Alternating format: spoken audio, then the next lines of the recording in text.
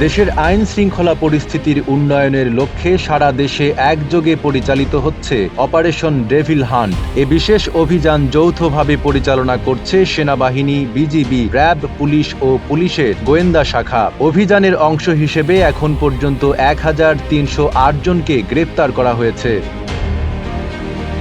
গোয়েন্দা সংস্থাগুলোর তথ্য অনুযায়ী আধুনিক প্রযুক্তি ব্যবহার করে সন্ত্রাসী ও অপরাধীদের গ্রেপ্তার করা হচ্ছে। স্বরাষ্ট্র মন্ত্রণালয়ের পক্ষ থেকে জানানো হয়েছে, দেশের আইন শৃঙ্খলা পরিস্থিতি স্বাভাবিক রাখতে ও সন্ত্রাসীদের দমন করতেই এই অভিযান পরিচালিত হচ্ছে। শনিবার থেকে শুরু হওয়া অপারেশন ডেভিল হান্ট চলমান রয়েছে। পুলিশের তথ্য অনুযায়ী আজ দুপুর পর্যন্ত অভিযান চলাকালে সারা দেশে মোট ১,৩০৮ জনকে গ্রেপ্তার করা হয়েছে। মাঠের অলরাউন্ডার আমি, আর ঘরের allrounder Tilex. Tilex toilet cleaner, clean মানেই টাইলক্স। পুলিশ সদর দপ্তরের এআইজি ইনামুল হক সাগর জানান, গতকাল রাত থেকে আজ দুপুর পর্যন্ত এই অভিযানে ২৭৪ জনকে গ্রেপ্তার করেছে মেট্রোপলিটন পুলিশ, আর দেশের বিভিন্ন রেঞ্জ পুলিশ গ্রেপ্তার করেছে ১,০৩৪ জনকে। ইংরেজি শব্দ ডেভিল অর্থ শয়তান এবং হান্ট অর্থ শিকার, অর্থাৎ ডেভিল হান্ট মানে শয়তান শিকার। স্বরাষ্ট্র মন্ত্রণালয়ের কর্মকর্তারা জানিয়েছেন, এই অভিযানের মাধ্যমে দেশবিরোধী চক্র, সন্ত্রাসী ও দুষ্কৃতিকারীদের গ্রেপ্তার করা হচ্ছে।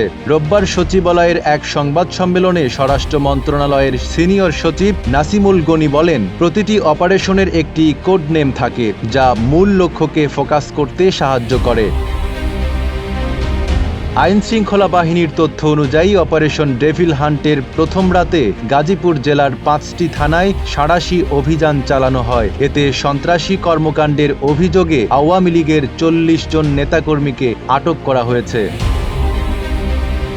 স্বরাষ্ট্র মন্ত্রণালয়ের এক প্রতিবেদনে বলা হয়েছে, দেশের আইন শৃঙ্খলা পরিস্থিতি নষ্ট করতে একটি মহল ষড়যন্ত্র করছে। গোয়েন্দা সংস্থার প্রতিবেদন অনুযায়ী পতিত আওয়ামী লীগ সরকারের সন্ত্রাসীরা বিভিন্ন ষড়যন্ত্রমূলক কার্যক্রমে যুক্ত হয়ে দেশকে অস্থিতিশীল করার চেষ্টা করছে। প্রতিবেদনে আরও বলা হয়, এ ষড়যন্ত্রের অংশ হিসেবে দেশে সাম্প্রতিক সময়ে বেশ কয়েকটি সন্ত্রাসী কার্যক্রম সংগঠিত হয়েছে। তাই দেশের সাধারণ মানুষের নিরাপত্তা নিশ্চিত করতে সরকার কঠোর ব্যবস্থা নিয়েছে এবং এ অভিযান শুরু করেছে।